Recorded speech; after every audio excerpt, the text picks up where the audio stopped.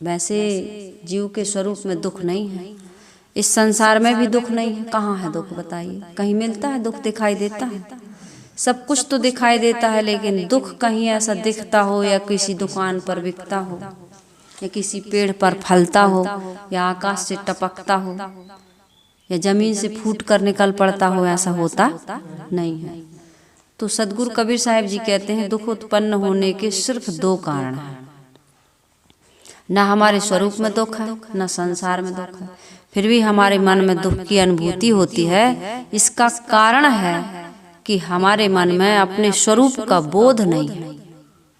संसार के विषय भोगों के लिए, प्राणी पदार्थों के लिए तो आकर्षित होता है, इन्हें पाना चाहता है और इन्हें एक रस बनाना भी चाहता है। शरीर को हो, संपत्ति को हो, संबंध को हो, सोचता है कि जैसे हमारा आज मधुर चल रहा है, या शरीर स्वस्थ है, जवान है, या हमारी जो पद प्रतिष्ठा है, या भोग या ऐश्वर्य है, ये ऐसा ही बना रहे, ऐसा चाहता हो। लेकिन अपने स्वरूप के बोध के लिए वो कभी भी उसके अंदर विचार कि मैं कौन हूँ, मेरी आत्मा शीतल है, शांत है, प्रसन्न है, अजर अमर अखंड है, अविनाशी है। आत्मा यानी मैं स्वयं, मेरा स्वरूप, ऐसा बोध नहीं होता है।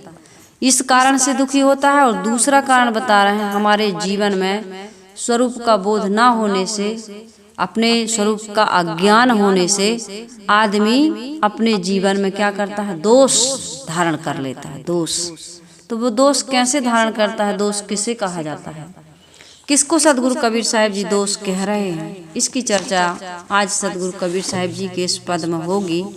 सदगुरु कबीर साहब जी का यह पद सुनकर, पढ़कर ऐसा लगता है कि मानो सदगुरु कबीर साहब जी कोई बड़ी सभा में पहुंच गए हो।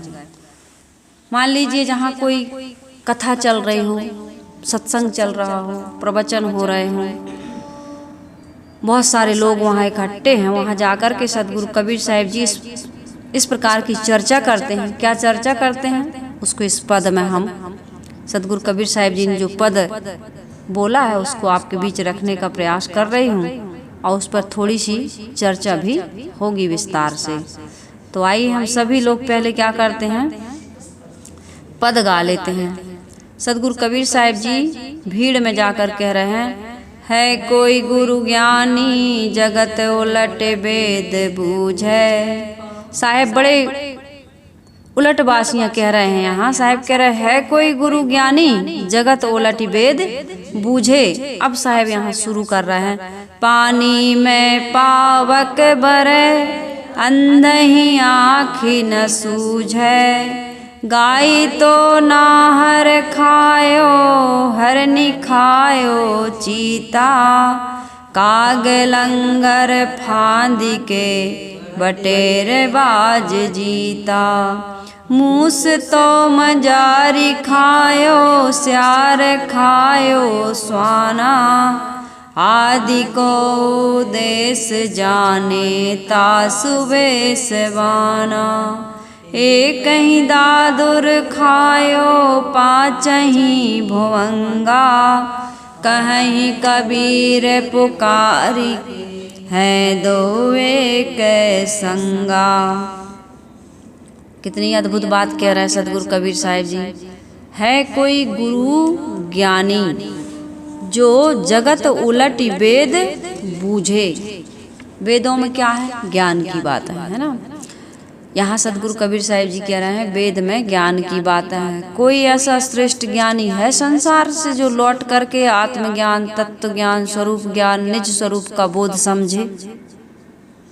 यदि आदमी वेद पढ़े, शास्त्र पढ़े, पुराण पढ़े, बाइबल पढ़े, जिंदा बेस्ता पढ़े, तुरेत कुरेत जितने भी धर्म ग्रंथ बने पढ़े, लेकिन आत्मा का ज्ञान ना हो, तो उसका सब कुछ पढ़ना बेकार है कि नहीं?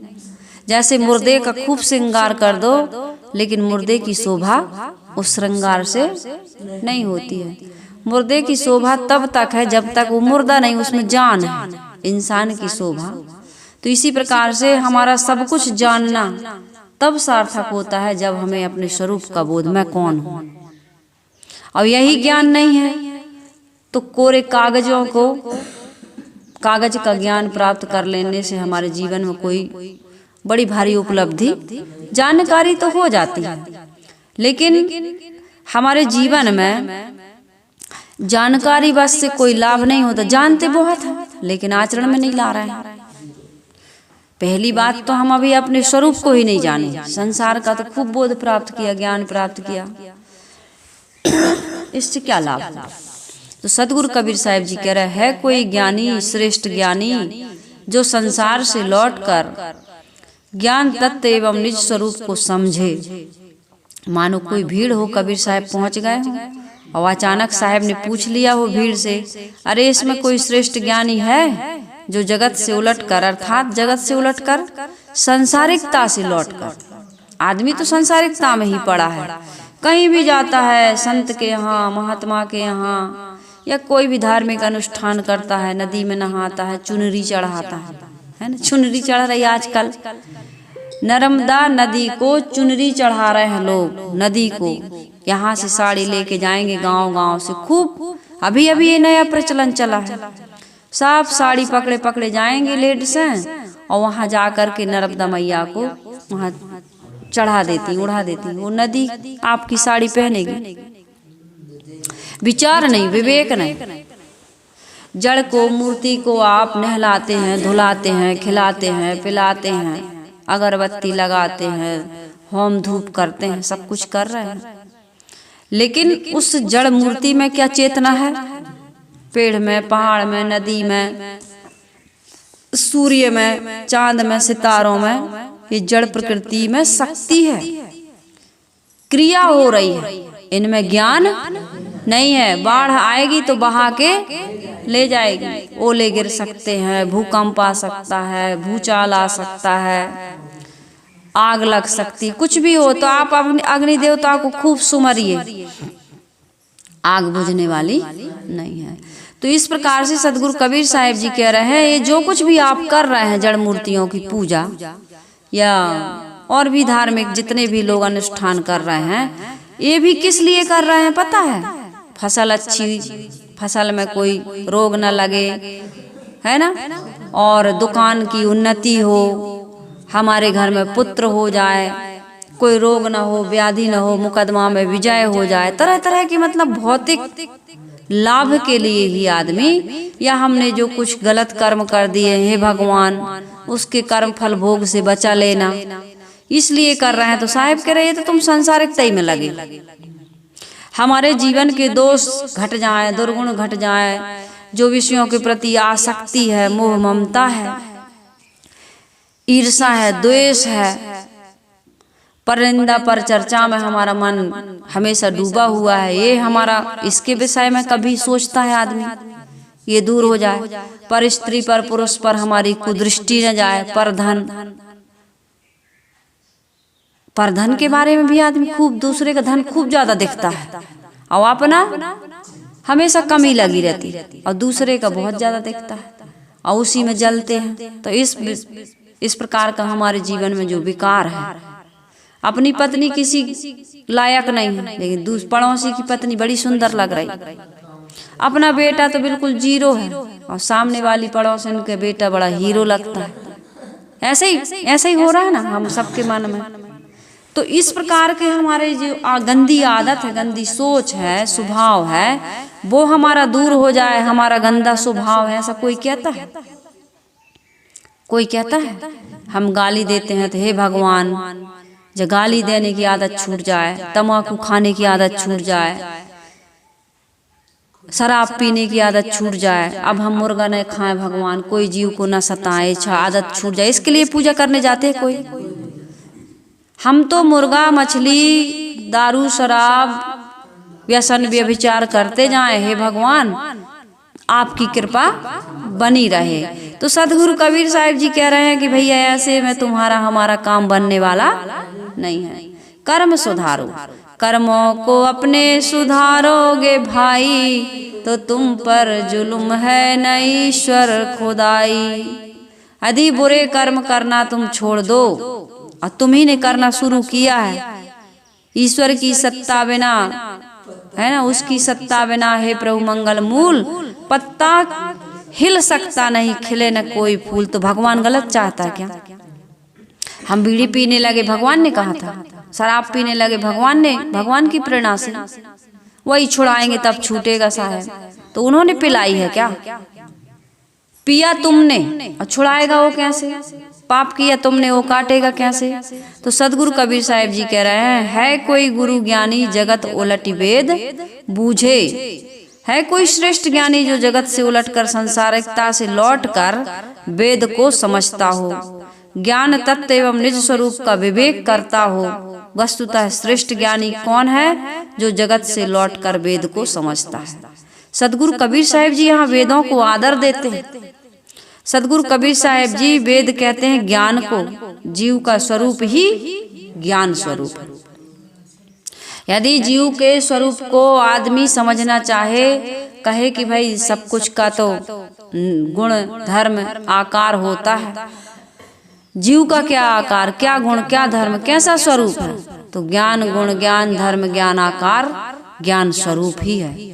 इसमें ज्ञान के अलावा कुछ भी नहीं। जैसे नमक की डली में नमक खारापन के अलावा कुछ भी नहीं, चीनी में मिठास के अलावा कुछ भी नहीं, सूर्य में प्रकाश के अलावा कुछ भी नहीं। इसी प्रकार हमारे स्वरूप में ज्ञान के अलावा कुछ भी नहीं। इस स्वरूप से कैसे समझें? इसे कैसे समझ? यदि जीव निकल जाए शरीर से तो कोई ज्ञान होता है? आँख से देख पाते हो, कान से सुन पाते हो, जीभ से चख पाते हो, बोल पाते हो जुबान से? नहीं, कुछ भी नहीं होता। जितना भी ज्ञान विज्ञान का विकास हो रहा, जो भी क्रिया हो रही शरीर से संसार में, जो भी उन्नति और प्रगति हो रही, ये सब किससे हो रही है? हमारे ज्ञान स्वरूप जीव से। संसार में दो ही तत्व हैं, एक जगत और दूसरा चेतन, जिसको यहाँ साहेब वेद के नाम से कह रहे हैं। सदगुरु कबीर साहिब जी कह रहे हैं जगत जड़ है और वेद क्या है? चेतन। ज्ञान क्या है? चेतन। तुम्हारा स्वरूप क्या है? चेतन। जब तक जगत से नहीं लौटोगे आप, तब तक वेद को समझ नहीं सकते। जो व्यक्ति जगत में डूबा है वो वेद को नहीं समझ सकता, अर्थात अपने स्वरूप का बोध नहीं हो सकता है। संसारी बुद्धि वाले जिस राग रंग में आनंद मानते हैं, उससे विमुख होकर के ही वेद को समझा जा सकता है।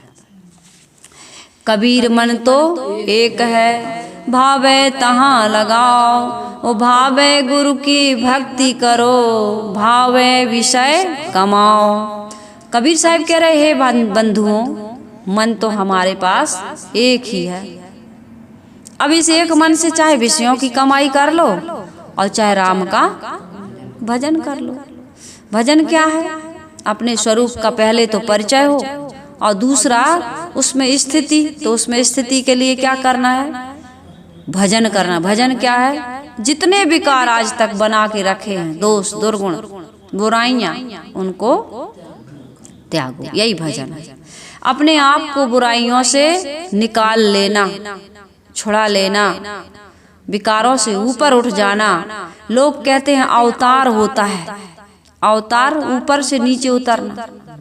लेकिन महात्मा बुद्ध और महावीर जो हुए हैं और भी हैं इस समय, उन्होंने अवतार को प्राथमिकता नहीं दी। उन्होंने कहा है अवतार नहीं, क्या कहा उन्होंने? उत्तारवाद। नीचे से ऊपर उठो। नीचे से ऊपर कैसे? भगवान आएंगे ऊपर से उतर के, तब हमारा कल्याण करेंगे, दुख दूर करेंगे। पुकार रहे हो ऊपर वाला, ऊपर वाला। पाप कर रहा नीचे वाला, और उस पाप को मिटाने के लिए, काटने के लिए, जितनी भी अराजकता फैली उसको ठीक करने के लिए ऊपर वाला आएगा। जब तक नीचे वाला ठीक नहीं होगा, ऊपर वाला क्या करेगा? ऊपर वाला कहाँ है? शून्य है ऊपर, तो आकाश में। कोई लोकांतर थोड़ी जो वहां से उतर के आएगा। यहीं का मनुष्य, चाहे वो कबीर के रूप में हो, चाहे बुद्ध के रूप में हो, महावीर के रूप में हो, या महारानी लक्ष्मीबाई के रूप में हो, भीमराव अंबेडकर के रूप में हो, दयानंद सरस्वती के रूप में हो, राजनेता के रूप में हो, चाहे महात्मा के रूप में हो, वीरांगना के रूप में हो, चाहे समाज सुधारक के रूप में हो, ऊपर से आया था कि यही नीचे से? इंसान करता है कुछ भी कि भगवान करता है? बताओ। दिखाई तो दे रहा है कि इंसान ही कर रहा, लेकिन आदमी कहता नहीं, इंसान नहीं, भगवान कर रहा है। तो ये संसारी बुद्धि वाले जिस राग रंग में आनंद मानते हैं, उससे विमुख होकर ही वेद को, ज्ञान को, निज स्वरूप को समझा जा सकता है। आप तो विषयों में पड़े हैं और विषयों की आसक्ति जीत नहीं रहे हैं, बस कह देते भगवान जाने, भगवान जाने, सब कुछ भगवान जाने। दुनिया का हम नहीं जानते भैया, जो कुछ है भगवान ही जाने, सब भगवान के ऊपर छोड़ दिए। तुम कुछ न जानो, सब कुछ भगवान जाने, और बाकी काम में सब कुछ तुम ही जानोगे। सुधार के बारे में है ना, अपने जीवन के सुधार के बारे में, या कल्याण के बारे में, या पाप काटने के बारे में भगवान जानेगा, और करने के बारे में, पाप करने के बारे में हम जानेंगे, और पाप काटने के बारे में भगवान जाने। उसी को भजोगे। जब पाप करते हो तो भगवान को भजते हो कि हे भगवान, हम व्यभिचार करने जा रहे हैं। भगवान ने यही किया है। क्या किया है भगवान ने? भगवान ने जो किया है वही तुम करोगे, तब तो उससे मित्रता होगी। तुम्हारा मित्र सदाचारी है और तुम दुर्गुण दुराचारी, मित्रता निभेगी, हेल्प करेगा तुम्हारी। बेस्ट फ्रेंड कहेगा तुमको, कब दोस्ती तोड़ देगा तुम्हें पता भी नहीं चलेगा। तो इसलिए भाई, आप समुद्र पर चले जाइए और उसके तट पर खड़े हो जाइए, थल की तरफ पीठ देकर जल की तरफ मुख कीजिए, आपको क्या दिखाई देगा? जल ही जल, जल ही जल दिखेगा। और यदि आप जल की तरफ, समुद्र की तरफ पीठ दे दो तो क्या दिखेगा? थल ही थल दिखाई देगा। ये उदाहरण इसलिए दे रही हूँ, हमारी दशा ऐसी है। यदि हम संसारिकता की तरफ देखते हैं तो ज्ञान ओझल हो जाता है, फिर बुद्धि विवेक विचार नष्ट हो जाते हैं। फिर तो कहते हैं रसगुल्ला ही खाएंगे, चाहे डायबिटीज कितना बढ़ी हो। ज्ञान खत्म, प्रलोभन चालू हो गया।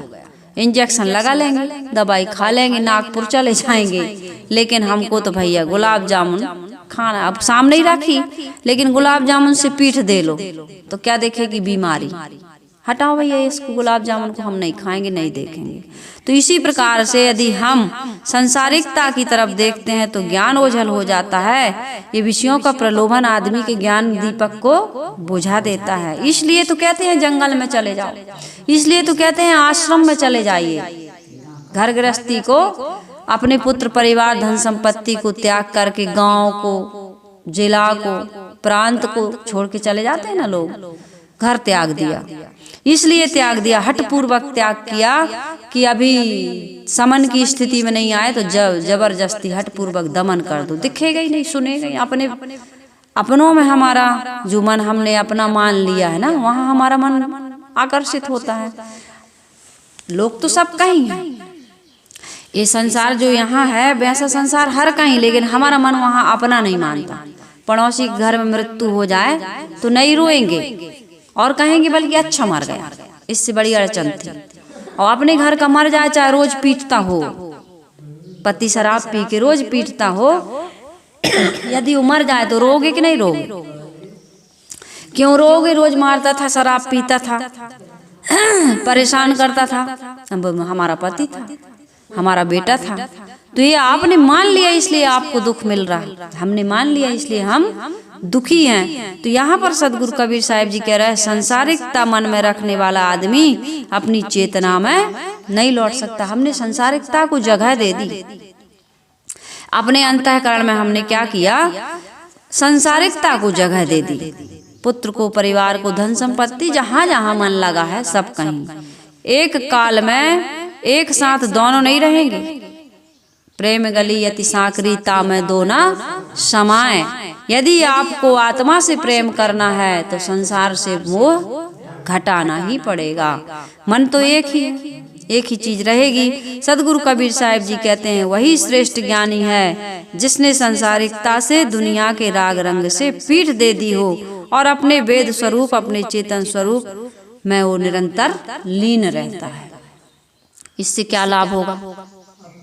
लाभ बताएंगे तभी आदमी इधर आकर्षित होगा। इससे यह लाभ होगा कि हमारे जीवन में जो विकार आ गए हैं और जिससे हम जल रहे हैं, साहिब जी कह रहे हैं, पानी में पावक बरे, पानी में पावक बरे, पानी में आग लगी, अब कौन मानेगा। पानी में पावक बरे लेकिन अंधी आंख ना सूझे। अंधा को तो चाहे पानी में आग लगे चाहे पेट्रोल में, उसको तो दिखने वाला है नहीं। पेट्रोल में तो आग संभव है, जलती ही है। लेकिन कबीर साहिब जी कह रहे पानी में आग लगी और अंधे को सूझ नहीं रहा, दिख नहीं रहा है। सदगुरु कबीर साहिब जी कह रहे हैं मनुष्य की अपनी चेतना, अपनी अंतरात्मा, हमारा अपना स्वरूप कैसा है। ज्ञान स्वरूप तो है ही, वो शीतल है, शांत है, निर्द्वंद, जितने विकार हैं। साहिब जी ने कहा ना, ये जग जरते देखिया अपनी अपनी आग, ऐसा कोई ना मिला जा सो रहिए लाग। इस संसार में सब दुखी हैं, सबके अंदर आग लगी है। आदमी काम धंधे से फुर्सत होता है, दूसरे के यहाँ चला जाता है, दूसरे का मुजरा लेने लगता है। काय भाई का कर रही, पापड़ बड़ी बन गए कि नहीं बने, तुम्हारी बहू खाने वाने देती, चाय वाय देती कि नहीं देती। दुनिया के यही सब संसारी बातें तो करते हैं। ये नहीं कि काम हो गया तो ध्यान करें, अपने मन को देखें, मन को, जो मन रोज साथ रहता है, परेशान कर रहा है, मन को देखें, आत्मा के बारे में बोध प्राप्त करें, सदग्रंथों को पढ़ें। कोई काम नहीं है तो खुरपी लेके खेत चलेगा। अच्छी खासी दहलान थी, उसको खोद के सीमेंट में छापने लगे, चूल्हा बनाने लगे। यही तो कर रहे हैं माताएं। कपड़ा बढ़िया था, कैला और इसका थैला और ब्लाउज बना ले। पुराना कपड़ा था, इसको नया सिलाई कर ले, जो अच्छा अच्छा बचा है। करना चाहिए, गलत नहीं है, लेकिन बिना काम के काम कर रहे हो, तम्बाकू घिस के खा रहे हो, बीड़ी पी रहे हो, दिया बाती, घर का दिया बाती भले छूट जाए सुबह शाम का, लेकिन टीवी का दिया बाती नहीं छूटना।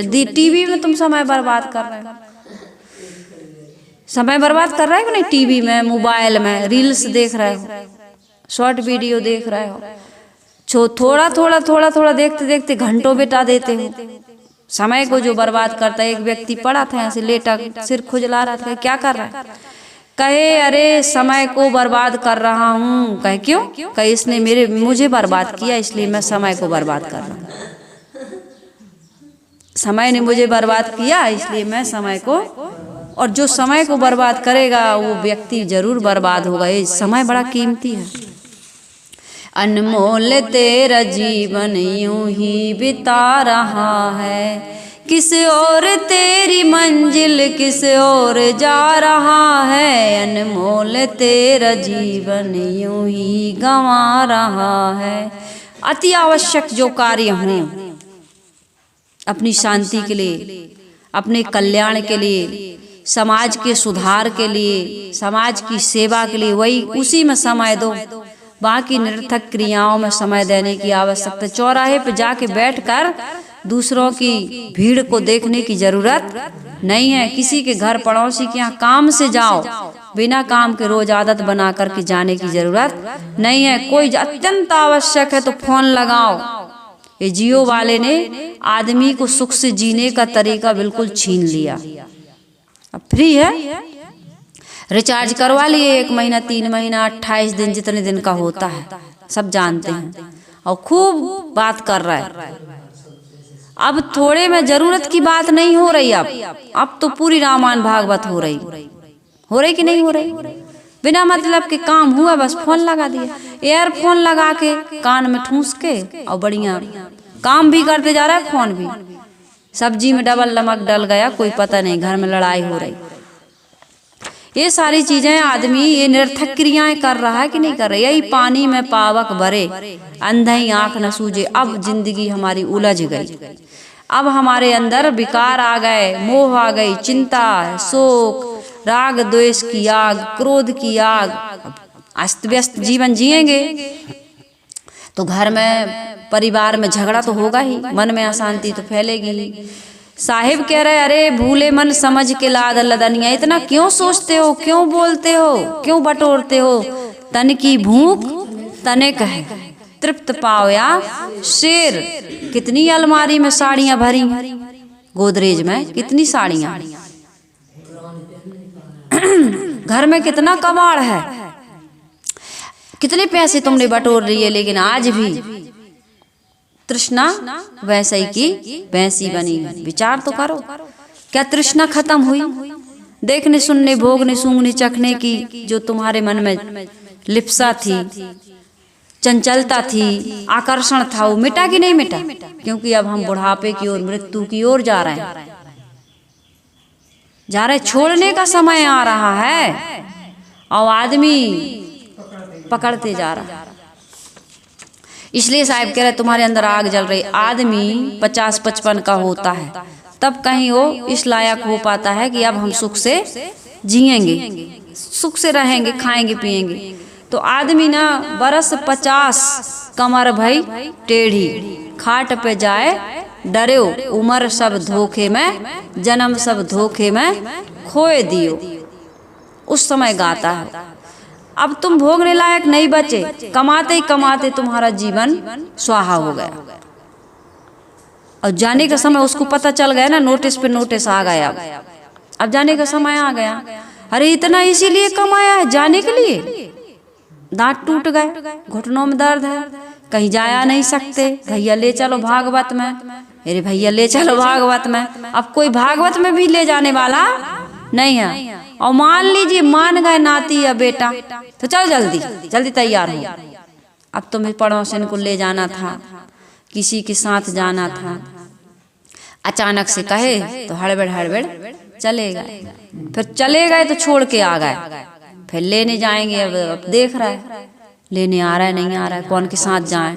तो ये दशा है। तुमने जवानी में भागवत नहीं सुनी, तुमने जवानी में कथा सत्संग नहीं सुना, नहीं किया। तुम घर में संतों को बुला लेते या संत के यहाँ चले जाते तो कहे टाइम नहीं अभी। प्रभु की माया, भगवान चाहेंगे तो हो जाएगा। भगवान कब चाहेगा? तुम चाहोगे तभी तो भगवान चाहेगा। तुमने कभी नहीं चाहा, लेकिन तुमने जो चाहा था वो तुमने बिल्कुल नहीं छोड़ा। और कुछ के लिए कहा कि भगवान चाहेंगे तो 2 बच्चे हो जाएंगे, हैं? भगवान चाहेंगे तो बच्चा अच्छे नंबर से पास हो जाएगा, बड़े स्कूल में चला जाएगा, विदेश चला जाएगा। बच्चों को तो इतना पढ़ाया कि बच्चे विदेश चले गए। अब मरते समय तुम्हारे पास आ भी नहीं रहे। उसको देखा ना, सौव्रत राय को, 2 बेटा, कितना बड़ा आदमी सौव्रत राय, सहारा कंपनी का मालिक, लेकिन अंत्येष्टि करने के लिए, मुखाग्नि देने के लिए उनके दोनों बेटे नहीं आ पाए। किस काम का ये धन, किस काम की ये संपत्ति, पुत्र और परिवार, क्यों इतना पढ़ाते लिखाते हो, क्यों इतना हाय तौबा करते हो, अपना काम नहीं करते हो। इसलिए सदगुरु कबीर साहिब जी कह रहे हैं तुम्हारे मन में फिर दुख होता है। पानी में पावक बरे, अंधई आंख न सूझे। तुम्हारी अंतरात्मा अंदर अंदर जल रही है। क्यों जल रही? कि आत्मा की खुराक नहीं दी। दया, क्षमा, करुणा, प्रेम, शील, विवेक, विचार, गुरु भक्ति, ये आत्मा की खुराक, इसको हमने कभी नहीं दिया, ये काम ही नहीं किया। इसलिए साहिब कह रहे हैं मानसिक आग में हर मनुष्य जल रहा है। जीव संसार में आकर एक एक गलत आदत का मैल अपने जीवन में लगाता है। ये चादर कैसी थी? हमें मिली चादर उजली, और क्या किया हमने? मैली कर डाली, जिधर गए हमने उतनी काली माँ लगा ली। काली करते गए, जीवन भर काली काली करते गए। मेला अब अंत रंग है, मेला अब बहिरंग है, मेला अंत रंग रे, मैली चादर पर कैसे चढ़े पाए रंग रे, मैली चादर पर कैसे चढ़े पाए रंग रे। आदमी अब बुढ़ापे में कहता है साहब बड़े दाग लग गए, बड़ी गलती हो गई, भूल गए थे हम, भूल हो गई हमसे, भूल होएगा, भूल ही तो हो गई। अब क्या करें साहब, अब क्या करोगे? अब भाई जितना समय बचा है, अभी भी जब जागे तब सवेरा, अभी भी सावधान, क्या साहब आदत ऐसी लग गई है कि अब बीड़ी नहीं छूटती, शराब नहीं छूटती, पुत्र परिवार धन संपत्ति इसका मोह नहीं छूटता। हम कर तो कुछ नहीं पाते, बच्चों को खूब बोलते हैं लेकिन बच्चे सुनते। बच्चे कह रहे हैं पापा जी बिल्कुल बेवकूफ हैं, मुंह पे नहीं कहते लेकिन कहते हैं, बिल्कुल नहीं समझते। हमारे पिताजी बिल्कुल नहीं समझते। और पिताजी क्या कह रहा है, इनकी जय हो जाए जी, बिल्कुल नहीं समझा, बेटा बिल्कुल नहीं समझा। हमने कैसे क्या, एक दूसरे को कोई नहीं। जब पिता पुत्र के रूप में था तो वो बाप की शिकायत करता था, अब वो बेटा की शिकायत कर रहा। तो ये जनरेशन का जो गैप है एक दूसरे को, इसी कारण से हम नहीं समझ पा रहा है। ये अविवेक भी है, तुमने अपने ढंग से जीवन जिया नहीं, अब बेटे को भी अपने ढंग से नहीं जीने दे रहा है। ये नासमझी है कि नहीं? तुम्हें अपने ढंग से जीना था उस समय, और अभी भी जो शेष बचा है अपने ढंग से जी लो। क्यों पीछे पड़े हो किसी के? कोई जब तुम्हारी मानता ही नहीं है तो क्यों पीछे पड़े? बड़ा मोह, घर छोड़ दिए, परिवार छोड़ दिए, नौकरी भी अभी पेंशन मिल रही है तो कहते हैं साहब बस 2 साल बचा है, 1 साल और करेंगे और अपने बेटे को दे देंगे। तो हमने कहा आप बेटे को दे दोगे तो पेंशन नहीं मिलेगी। कोई ज़रूरत नहीं है, फंड वंड जितना कटा है, जो हुआ है, जो मिलता है, क्या होता है नौकरी में मुझे तो नहीं पता, उसी से जीवन गुजर हो जाएगा। एक बहुत अच्छे महात्मा जी थे, हमको 30-35 साल पहले जिनसे बोध हुआ, मतलब इस मार्ग में आए हम, वो बताया करते थे, सच्ची घटना है बिल्कुल, कि वो इतना ज्ञानी थे, इतने समझदार थे, वानप्रस्थी जीवन जी रहे थे, लेकिन कुछ ही समय बचा था उनका नौकरी का, अच्छी खासी तनख्वाह थी, बेटा भी पढ़ा लिखा था, लेकिन कहीं नौकरी नहीं मिल रही थी, नौकरी का बड़ा अभाव, उन्होंने आत्महत्या कर ली। दुर्घटना में मरने पर क्या होता है, बेटे को नौकरी मिलती है या पत्नी को? वो इस कारण से बताइए कि अब हमें तो मरना ही है, बेटे को नौकरी मिल जाए। अपने जीवन को बर्बाद कर लेते हैं कि नहीं कर लेते? परिवार के लिए, समाज के लिए इस तरह से जीना, अपने जीवन को बर्बाद कर देना। कोई नशा में कर रहा, कोई व्यसन में कर रहा, कोई मोह में कर रहा, नहीं कर रहा मोह में भी।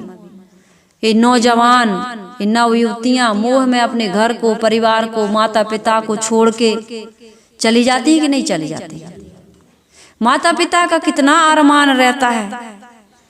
एक साधारण व्यक्ति यही सोचता है, आत्मज्ञानी तो नहीं है वो, समाज में जीने वाला एक सामाजिक व्यक्ति है, वो यही सोचता है कि मैं कन्यादान करूंगा, कन्यादान करूंगी, अपने घर से बेटी की डोली विदा करूंगी, नाते रिश्तेदारों को खिलाऊंगी पिलाऊंगी, दामाद अपने हिसाब से लड़का देखूंगी, और बेटी चली गई, अपने हिसाब से चली गई। कितना दुख होता है, नहीं होता है? और फिर माता पिता के बिना रह भी नहीं पाती, फिर आओगी, फोन करोगी, सुखी रहो चाहे दुखी रहो, फिर माता पिता की कितना बड़ा दुख दिया, और फिर माता पिता से मिलना ही पड़ता। माता पिता भी मिलते हैं लेकिन दुख से मिलते हैं, सुख से नहीं मिलते, उस तरह प्रसन्नता से नहीं मिलते। साहिब कहते हैं पानी में पावक बरे अंधई आँख ना सूझे। बढ़िया समाज की भी व्यवस्था उस ढंग से चलिए। समाज ये नहीं कहता है कि तुम शराब पी लो, मांस खाओ, व्यभिचार करो। कौन अच्छा कहता? कितना भी व्यभिचारी हो, कितना भी शराबी हो, कितना भी मांसाहारी हो, वो नहीं चाहता कि अपना बेटा भी ऐसा, अपनी बेटी भी ऐसी हो। चाहते हैं? बहुत कम लोग होंगे जो ये चाहे कि मैं शराब पीता हूँ, मेरा बेटा भी शराब पिए। कितने लोग तो पिता पुत्र दोनों पी रहे, खा भी रहे, कहता हम अपने आप को नहीं जीत पाते, इनको क्या करें? तो ये मजबूरी है। लेकिन कोई भी व्यभिचारी व्यक्ति, दुराचारी व्यक्ति ये नहीं चाहता कि हमारे घर के लोग भी, हमारी संतान भी ऐसी हो।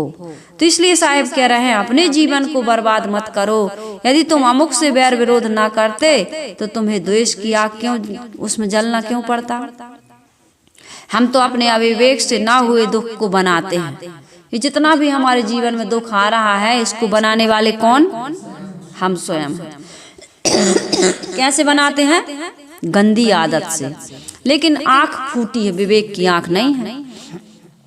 इसलिए गाली देते हैं और फिर एक गाली, आवत गाली एक है और पलटत होए अनेक। कोई एक गाली देता है तुम दो देते हो, या तुम एक गाली देते हो तो तुम्हें दो देता है। हो रहा है कि नहीं हो रहा? लेकिन हमको समझ में नहीं आ रहा, हम गाली देते जा रहे हैं। इसलिए सदगुरु कबीर साहब जी कह रहे हैं, अपने स्वभावतः शीतल शांत स्वरूप को समझिए और वैसे ही रहिए। तुम्हारे स्वरूप में किसी प्रकार का विकार, कूड़ा कचरा नहीं है। यदि बाहर ये संसार सकल है मैला, मैं कहती हूँ ना कबीर साहब जी का ये पद, यह संसार सकल है मैला, राम गहे ते सूछा, कहीं कबीर राम नहीं छाड़े, गिरत परत चढ़ी ऊंचा। बाहर कुसंग है, इंद्रियों में कुसंग है, मन में विकार आ जाता है, इसी को निकालो। तुम्हारा एक ही काम है, घर का कचरा रोज निकालते हो, कपड़े की सफाई करते हो, शरीर की सफाई करते हो कि नहीं करते? रोज करते हो, गंदा नहीं करते हो, लेकिन सफाई करते हो। गंदा हो जाता है व्यवहार से, मन गंदा नहीं होगा। तो जब मन गंदा हो गया तो इसकी सफाई करते हो कि नहीं करते? नहीं करते, कोई नहीं करता। और इसी कारण से हमारे जीवन में आत्मा तो शीतल है लेकिन मन गंदा हो गया। लोग कहते मन दिखाई नहीं देता, आत्मा दिखाई नहीं देती। ये दिखाई देने की चीज नहीं, अनुभव की चीज है। अनुभव करिए, बहुत सारी चीजें हैं जो नहीं दिखाई देती। गंध दिखाई नहीं देती, ठंड दिखाई नहीं देती, भूख दिखाई नहीं देती, शरीर में फोड़ा तो दिखाई दे रहा लेकिन पीड़ा दिखाई नहीं देती, सिर दर्द दिखाई नहीं देता, लेकिन होता है कि नहीं होता? तो मन है कि नहीं है? मन में विचार उठ रहा है कि नहीं उठ रहा है? उसको देखिए, अच्छी उठ रहा है कि बुरे। यदि बुरे उठ रहे हैं तो त्यागिए, वो काम को बंद करिए और अच्छे विचार जहां से उठे उस काम में लगिए। तब तुम्हारी आत्मा का, कहते हैं यत्या क्षीण दोषा आहार शुद्धो सत्य शुद्धि, सत्य शुद्धो ध्रुवा स्मृति, स्मृति लभ्ये सर्वग्रंथि नाम विप्र मोक्षा। आपका मोक्ष कब होगा? जब आपके हमारे जीवन से दोष दुर्गुण विकार नष्ट होने लगेंगे। धीरे धीरे ही सही, काम करिए। एक एक दाग लगाया है तो एक एक दाग को छुड़ाना है। सत्संग रूपी गंगा से काम होने वाला है। बाहर की गंगा मन को नहीं पवित्र करती, किसको पवित्र करती है? तन को। और मन को पवित्र करने वाली ये महापुरुषों की जो ज्ञान गंगा है, वाणी है, सत्संग है, सदविचार है, सदग्रंथ है, उसमें गोता लगाओ, उसके लिए समय निकालिए। यदि उसके लिए समय नहीं है तो तुम्हारा जीवन कभी सुखी नहीं हो सकता है। साहब कह रहे हैं, अंधई आँख ना सूझे, दुनिया भर की गंदगी लगाकर भी तुम रात दिन दुखों में जल रहे हो, फिर भी तुम्हें होश हवास नहीं है। साहिब कह रहे हैं, शीतल होता है पानी, आग होती है गरम। जीव का जो स्वरूप है वो क्या है? शीतल। हम क्या हैं? शीतल। लेकिन अपने अज्ञान से संसार की तनिक तनिक सी बातों को लेकर के, तुच्छ चीजों में उलझ करके क्षण क्षण पीड़ित हो रहे हैं। इस विपरीतता को लेकर के सदगुरु कबीर साहब जी उलटवासी भरे उदाहरण पेश करते हैं। वे कहते हैं कि यह तो मानो ऐसा हुआ कि सिंह ने गाय को खाता है, सिंह गाय को खाता, लेकिन नहीं, साहब कह रहे गाय ने शेर को खा लिया। ये उल्टा हो गया कि नहीं? हिरन ने चीते को खा लिया, काग ने लंगर को, लंगर एक बहुत हिंसकी जानवर है, और काग कौआ को कहते हैं, कौआ ने हिंसकी जानवर को खा लिया। और बटेर ने बाज को, बाज का आहार है बटेर पक्षी, लेकिन बटेर ने बाज को खा लिया, और चूहा ने बिल्ली को खा लिया, और गीधड़ ने कुत्ते को खदेड़ दिया, खा लिया। मेढक ने तो 5-5 सर्प खा लिए। एक ही सर्प कितने मेढक खा सकता है? लेकिन साहब कह रहे एक ही दादुर खायो 5 ही भुवंगा। साहब कह रहे हैं 5-5 सांपों को खा लिया। इन सारे उदाहरणों में एक ही बात समझना है हम सबको कि कमजोर पक्ष के लोगों ने बलवान पक्ष के लोगों को खा लिया।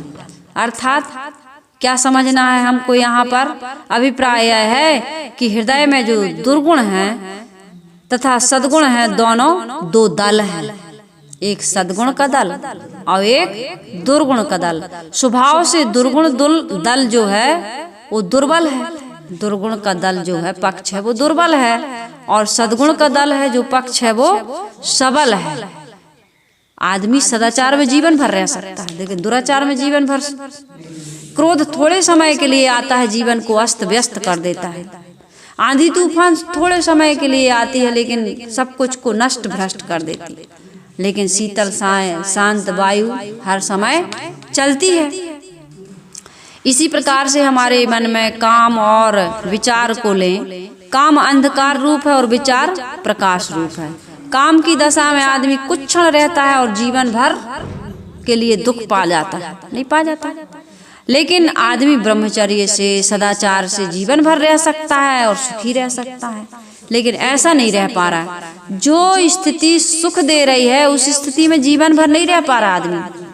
क्या कर रहा है? उल्टा काम कर रहा है। इसलिए साहेब कह रहे हैं कि ये कहीं दादुर खायो पाँच ही भुवंगा। सदगुरु कबीर साहब जी कह रहे हैं विचार करो। विचार ना करने पर काम क्रोध लोभ मोह बलवान होते हैं। लेकिन यदि विचार कर ले, थोड़ा सा हाथ में तम्बाकू लेकर के विचार कर ले कि इसको खाने से लाभ है कि हानि, तो तम्बाकू को फेंक देगा। आदमी कहाँ देखता है? पाउच खोला और सीधा मुंह में। कहाँ विचार कर रहा है? कहाँ विचार कर रहा हो? नहीं करता विचार। शराब पीने वाला यदि ये विचार कर ले कि इसको पिएंगे तो हमारी दुर्दशा हो जाएगी, शराब पिएगा। विचार नहीं करता इसलिए पीता है। तो इसलिए सदगुरु कबीर साहब जी कह रहे हैं कोई भी कार्य करने के पहले यदि तुम विचार कर लोगे तो कभी भी गलत कार्य नहीं करोगे। प्रकाश सकारात्मक है और अंधकार नकारात्मक है। प्रकाश हो तो अंधकार रहने का प्रश्न ही नहीं उठता है। यह तो अंधकार इसलिए रहता है क्योंकि प्रकाश वहाँ उपस्थित नहीं है। जहाँ विचार आया कि काम समाप्त। इसी प्रकार से क्रोध है, तृष्णा है, राग द्वेष है, मोह है। इसलिए है क्योंकि क्षमा संतोष समता विवेक मन में नहीं है। जहाँ क्षमा है, जहाँ संतोष है, जहाँ समता है, जहाँ विवेक आदि है मन में, वहाँ पर कभी भी ये विकार क्रोध के, तृष्णा के, राग द्वेष के नहीं आ सकते। गायब। प्रकाश जब तक नहीं है, सूर्य जब तक नहीं होगा तब तक अंधकार है, और सूर्य उग जाए तो सब कुछ स्पष्ट दिखाई देने लगता है। इसलिए विचार, क्षमा, संतोष, समता, विवेक आदि मन में रखने चाहिए। यदि यह नहीं रखेंगे तो हमारे जीवन में शांति, शीतलता, निर्मलता, प्रसन्नता की अनुभूति, अमरता की अनुभूति हम नहीं कर सकते हैं। दोनों एक साथ नहीं रहते हैं। कभी अच्छे विचार आ जाते हैं तो कभी बुरे विचार आ जाते हैं। अब ये हमको देखना है कि ज्यादा समय कौन से विचार रहते हैं और कौन से रहने चाहिए। कहीं कबीर पुकार के है दो एक संगा। मनुष्य की स्वतंत्रता है कि वह चाहे तो कामादिक विकारों का स्मरण कर उन्हें मन में बढ़ाए अथवा विचार आदि को बढ़ाए। स्वतंत्र। यही तो मनुष्य जीवन की सबसे बड़ी विशेषता है कि हम स्ववश हैं, स्वतंत्र हैं। ये मानव जीवन की विशेषता है। और खानियों में ये संभावना, ये विशेषता नहीं है। वो तो भोग भूमिका है, वहां पर किसी प्रकार का ऐसा योग्यता है ही नहीं। वो तो मांस खाते तो मांस ही खाएंगे। अरे जानवर सीख जाते हैं। कल हम लोग कथा सुन रहे थे ना, पहले बंदरिया आती थी, कहते हैं छोटी सी बंदरिया, उसको सिखाते थे ससुराल जाओगी, नहीं जाएंगे। ससुर लेने आएगा, जाओगी, नहीं जाएंगे। देवर लेने जाएगा, जाओगी, नहीं जाएंगे। पति लेने जाएगा, जा, हाँ हाँ। मटक मटक के वो चलने लगती थी, है ना। भालू को सिखाते थे, भालू को ससुराल जाओगे तो ससुर तुम्हारे लिए चटाई बिछाएगा तो बैठोगे, नहीं बैठेंगे। ऐसे मुड़ हिलाता था, है ना, सिर हिला देता था। तुम्हारा साला बिछाएगा, नहीं बैठेंगे। पत्नी फटी चटाई बिछाएगी, बैठोगे तो लुढ़क जाता था भालू। वो सीख गया, राम प्यारी बिछाएगी तो बैठ जाएंगे। शेर खूंखार जानवर हिंसकी प्राणी, उसको सर्कस में सिखा देते हैं इनको नमस्कार करो तो दोनों हाथ उठा देता है, नमस्कार करने लगता है। लेकिन मनुष्य को इतना सिखाया जा रहा है, लेकिन मनुष्य नहीं सीख रहा है, रात दिन बता रहा है, समझा रहा है, लेकिन कहते हैं साहब आदत बन गई है। इस आदत को विशाल साहब जी ने कहा है, वीर वही जो स्वभाव वही जीते, सहज कूप में पड़े सहज रण जूझना, सहजे सिंह शिकार अग्नि का कूदना, कितने किए हियाव बात सब गर्द है, अरे हाँ पलटू मन को राखे मार सिपाही मर्द है। जिसने मन को मार लिया, जिसने मन को जीत लिया, उसके समान सुखी संसार में कोई और नहीं होता है। मैं तो उन संतों का दास जिन्होंने मन मार लिया। मन मार के रहो, मन नहीं मारोगे ना, मन के अनुसार करोगे।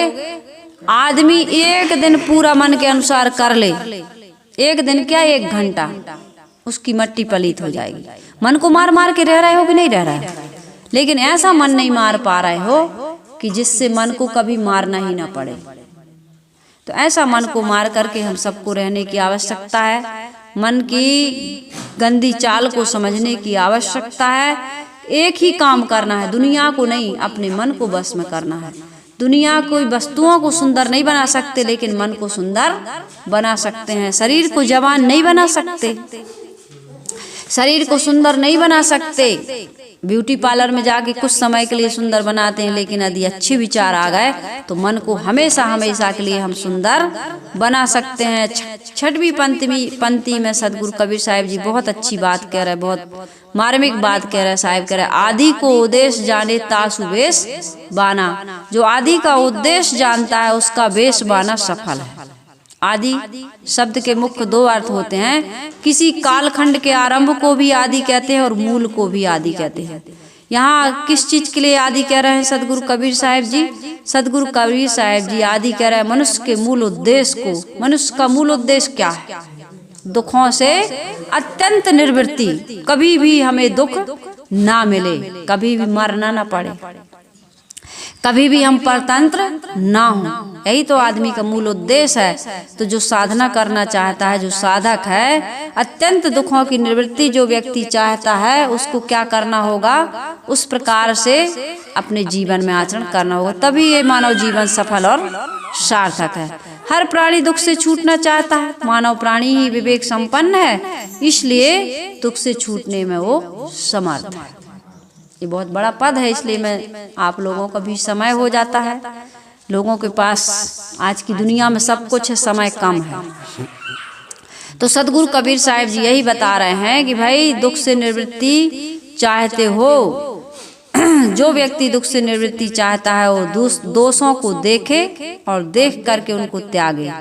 यही दुखों से छूटने का उपाय है। पूजा आरती प्रार्थना नदियों में नहाना यदि करते हो तो बुरा नहीं है, ये सब करना चाहिए। दिया बाती करते रहिए, अगरबत्ती लगाते रहिए, नर्मदा में नहाते रहिए, गंगा जी जाते रहिए, कोई बुराई नहीं है। लेकिन ये सब करने से हमारे जीवन में क्या होगा? मन की बुराई धुलनी चाहिए। मन की सफाई भी तो करो, तन की सफाई तो खूब कर रहा है। बाहर की पूजा खूब करते हो, लेकिन अपने अंदर पूजा क्या है? अपने अंदर की जानकारी तो रखो कि हमारे अंदर कितना बेकार भरा है, कितनी कमी है, इसको देखो रोज। बाहर के कचरा तो साफ करते हो, लेकिन मन का कचरा भी तो साफ करने की आवश्यकता है। अपने भीतर के दोषों को निकालते रहिए और नए दोष ना आने पाए सावधानी रखिए। धार्मिक चिन्ह धारण करना तभी सफल होगा, ये पूजा पाठ करना तभी सफल होगा जब मन की सफाई हम कर लेंगे। तो इस प्रकार से सदगुरु कबीर साहिब जी इस शब्द में कह रहे हैं कि संसारिकता एवं विषय शक्ति से लौटकर वेद को, ज्ञान को, निस्वरूप को समझने की चेष्टा करिए। और बताया सदगुरु कबीर साहिब जी ने कि स्वभाव से तुम शीतल हो, कल्याणमय हो, केवल भूल से तुम्हारे मन में दोषों और दुखों की आग जल रही है। इसलिए दुर्बल दुर्गुण पक्ष ने सबल सगुण पक्ष को, सद्गुण पक्ष को जैसे दबा दिया है, ऐसा लगता है कि वो दबा हुआ है। जब तक आप उद्घाटन नहीं करेंगे तब तक वो दबे ही रहेंगे। अपने कल्याण के उद्देश्य को समझते हुए अपने जीवन को सुंदर बनाइए, निर्मल बनाइए, पवित्र बनाइए। सदगुरु कबीर साहिब जी का यह पद मैंने आप सबके बीच अपनी मति और बुद्धि के अनुसार रखने का प्रयास किया। इन विचारों से आप कितना लाभान्वित होते हैं और अपने जीवन के दोष दुर्गुणों को कितना त्याग पाते हैं, ये आपके हमारे सबके स्वयं का विषय है। जो जितना काम करेगा उतना सफलता प्राप्त करेगा, उतनी शांति और प्रसन्नता की अनुभूति करेगा। कबीर आश्रम देवरी चैनल आप सबके जीवन में कल्याण और शांति की प्राप्ति हो, ऐसी शुभकामना करते हुए वाणी को विराम देता है। आइए हम सभी लोग गुरु वंदना कर लेते हैं। कबीर आश्रम देवरी चैनल से जुड़े हुए समस्त सत्संगी प्रेमियों को, माता बहनों को, नन्हे मुन्ने बच्चों को, आदरणीय बुजुर्ग दादा दादियों को, विरक्त संत महात्माओं को, सभी को सादर साहिब बंदगी है। आपका बहुत बहुत आभार और अभिवादन। आप सभी लोग इस कबीर आश्रम देवरी चैनल से जुड़े हुए हैं। यहाँ पर से सतगुरु कबीर साहिब जी की वाणी पर आधारित जो विचार आप तक पहुँचाए जाते हैं, उनके आप अनन्य भक्त हैं, अनन्य प्रेमी हैं। इन विचारों को आप उत्तरोत्तर बड़ी श्रद्धा और लगन और विश्वास और आस्था के साथ सुन रहे हैं और सभी प्रांत के लोग सुन रहे हैं। मैं आप सबका हृदय से आभार व्यक्त करती हूँ। जब आपकी सुंदर सुंदर प्रतिक्रियाएं मुझे मिलती हैं, चाहे कमेंट के माध्यम से हों, चाहे आप फ़ोन लगाकर यहाँ पर मुझसे बात करते हैं और यह कहते हैं कि मेरे जीवन में यह परिवर्तन हुआ, यह लाभ हुआ, मेरे मन को ऐसी प्रसन्नता, निर्मलता, शांति की प्राप्ति हुई, तो मुझे बहुत खुशी होती है। मन मेरा भी गदगद हो जाता है। इस कबीर आश्रम देवरी चैनल का उद्देश्य केवल सदगुरु कबीर साहिब की वाणी आप तक पहुंचाना नहीं है।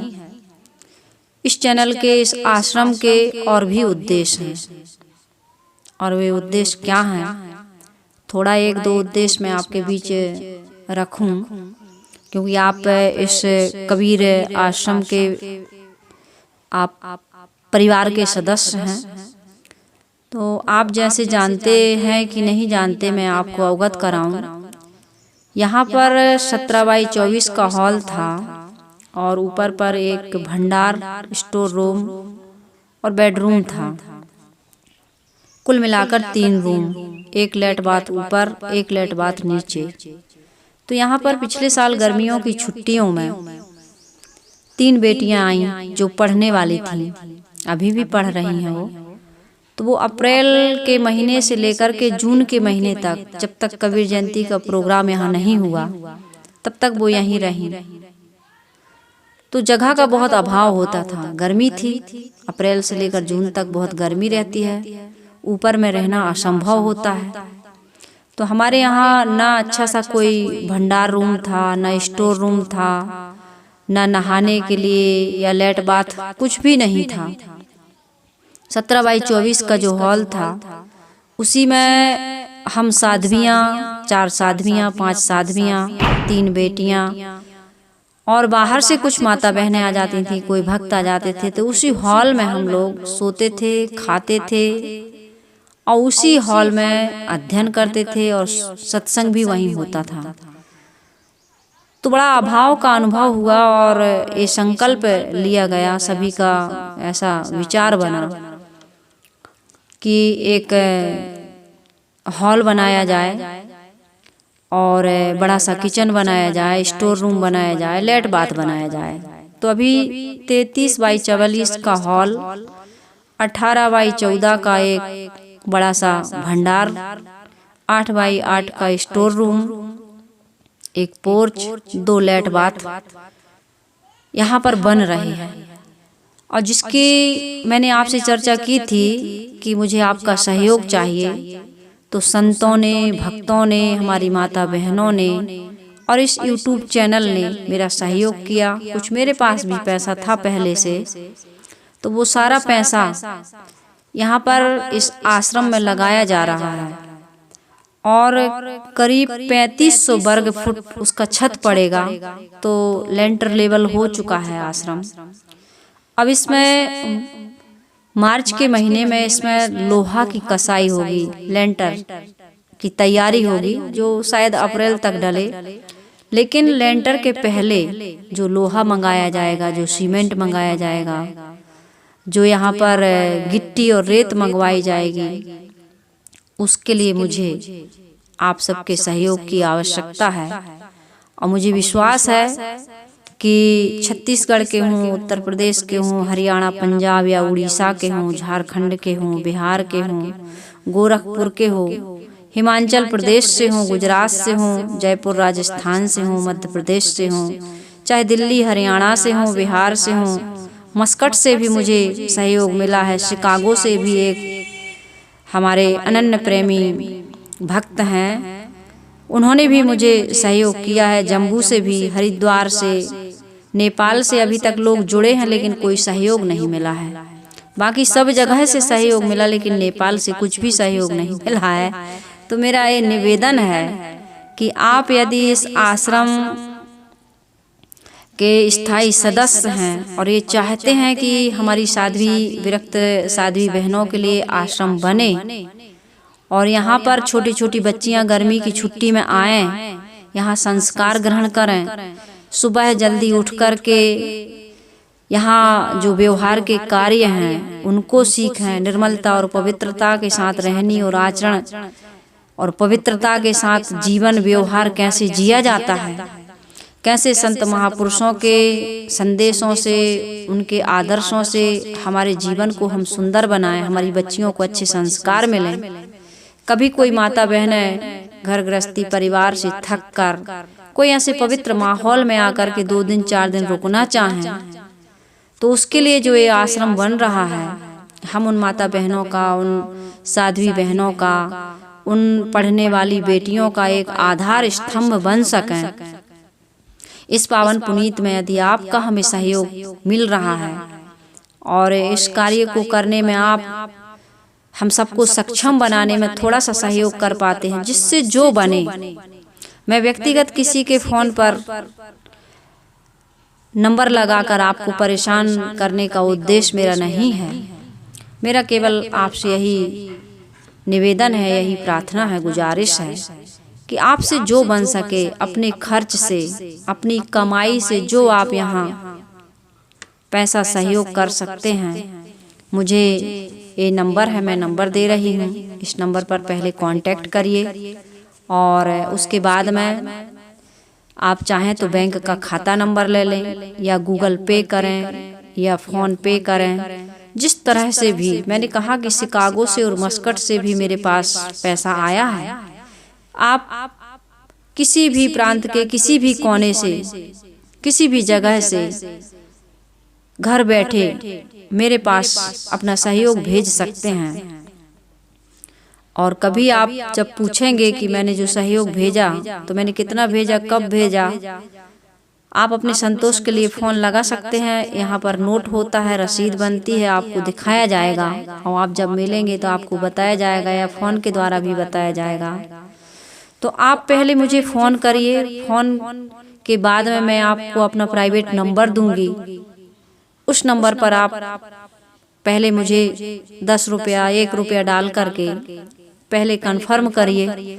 उसके बाद में उससे बात करके आप जो भी राशि यहाँ देना चाहते हैं, मेरा आपसे निवेदन है, आप इस निवेदन को ठुकराएंगे नहीं। यहाँ पर जो भी समाज के लिए कार्य हो रहा है, मेरे इस संकल्प को आप पूरा करने में सहयोग करिए और इस आश्रम में अपना आर्थिक रूप से, मानसिक रूप से, शारीरिक रूप से तो आप दूर हैं, नहीं कर सकते हैं, सहयोग करें। और देखिए, मैं अभी इस आश्रम की वीडियो भी डालूंगी, तो उसको भी आप देख सकते हैं कि जो सहयोग आप लोगों ने दिया है उसको मैंने आश्रम में किस प्रकार से सदुपयोग में लगाया है। तो ऐसे सदुपयोग में आपका धन लगता रहे और धर्म में आपकी प्रवृत्ति बढ़ती रहे और पुण्य का लाभ कमाकर मानसिक प्रसन्नता को आप प्राप्त करते रहें। और इस चैनल से आप इसी प्रकार से जुड़े रहें, हमारे सेवा का स्तर और ज़्यादा बढ़े, हम समाज की सेवा कर सकें। यहाँ पर आधार दे सकें और आपको अच्छे विचारों के द्वारा, अच्छे मार्गदर्शन के द्वारा आपके जीवन को सुंदर, पवित्र, निर्मल बनाने में हम आपका सेवा और सहयोग कर सकें। इसके लिए हमें आपके सहयोग की आवश्यकता है। आपसे मेरा निवेदन है कि अधिक से अधिक मात्रा में आप छत ढलवाने के लिए, लेंटर के लिए हमारा सहयोग कर